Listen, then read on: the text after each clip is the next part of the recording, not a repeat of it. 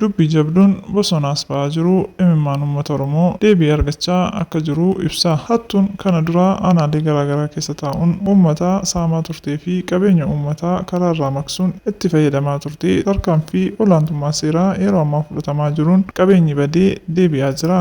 Yeroo ammaan kana abdii kutuun Oromiyaa bakkeewwan garaagaraarraa miseensonni shanee karaa nagaan ufayya jechuun harka kennachaa jiru. Kanuma wal qabatee shaneen bosonatti haftee sodaa guddaa keessa galuun soddoo dachitti walitti qabaa maallaqa shanii kan ture jaal bilisummaa dheeraa jechuun kan of waamu maallaqa uummatarraa saamuun walitti qabatan fudhatee bosona baduusaa oduun keessoo nu qaqqabdeetti. Akka maddi odeeffannoo keenyaa ibsutti qarshii miliyoona 20 ol kan ta'u miliqsuun isaas beekameera. Sababii kanaan gareen hooggansarra jiru walitti garagaluun akka wal goolaa jiranii fi miseensonni kanneen bosonatti hafan abdii kutachuun dhukkubsatanii akka jirantu dhagahame. Kana malee hoogganaan shanee jaal didaaressaa jechuun kan of waamaa turee fi maqaan isaa sirriin Araarsaa Kabbadaa kan ta'e hiriyyaasaa Niimoonaa jedhamu wallabuun jaaldidaan mootummaatti harka kennachuu fi Niimoonaan dhimmichi taphatti fakkaachuun didee daa'imman leenjisuusaa dubbii jabaaf akka sageessaa jirutu dhagahame. Maatiin ijoollee kanaas dubbiin kun daa'imman keenyaa nu jalaa ficcisiisuuf jechuun aarii jabaa keessa waan galcheef isa saaxiluuf deemaa akka jiru odeeffannee jirra.